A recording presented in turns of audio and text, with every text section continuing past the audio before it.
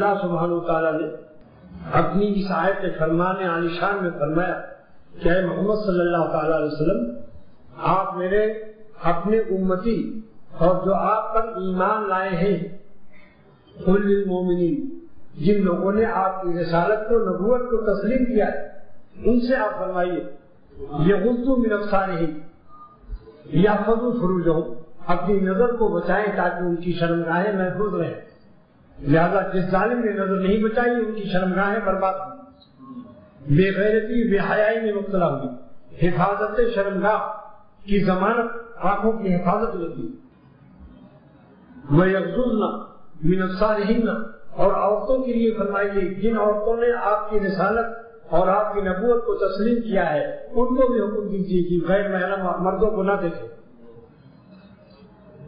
وَيَحْفَظْنَ فُرُوجَهُنَّ، تو خواتین اور عورتوں کی شرمگاہیں محفوظ رہیں گی۔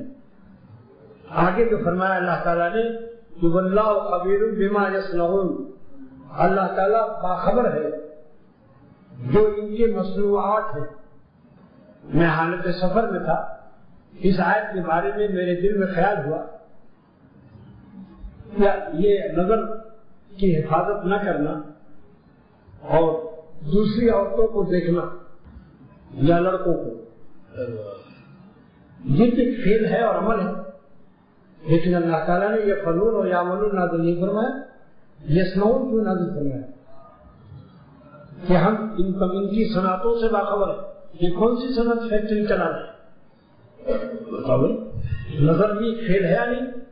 یہ فنون بھی تو نازل ہو سکتا تھا اور یعملون بھی تو نازل ہو سکتا تھا، عمل بھی ہے، مگر نہ یہ فنون نازل فرمایا نہ یعملون۔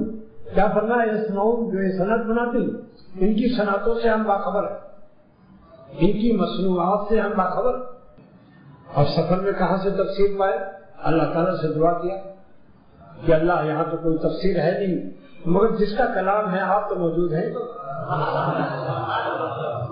آپ میرے قلب کو اس کا مفہوم عطا فرمائیے۔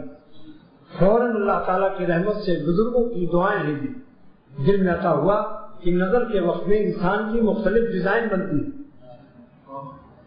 کوئی گوشے چشم سے دیکھتا ہے، کوئی قائرانہ نظر سے دیکھتا ہے، کوئی قائرانہ نظر سے دیکھتا ہے، کوئی آدھی آنکھ دبائے رہتا ہے، کوئی کالا چشمہ لگا کے دیکھتا ہے، کوئی اوپر دیکھتا ہے فلیٹ کی طرف، کوئی نیچے دیکھتا ہے، کوئی دائیں دیکھتا ہے، کوئی بائیں دیکھتا ہے۔ تو چہرے کی بہت سی ڈیزائن ہو گئی یا نہیں؟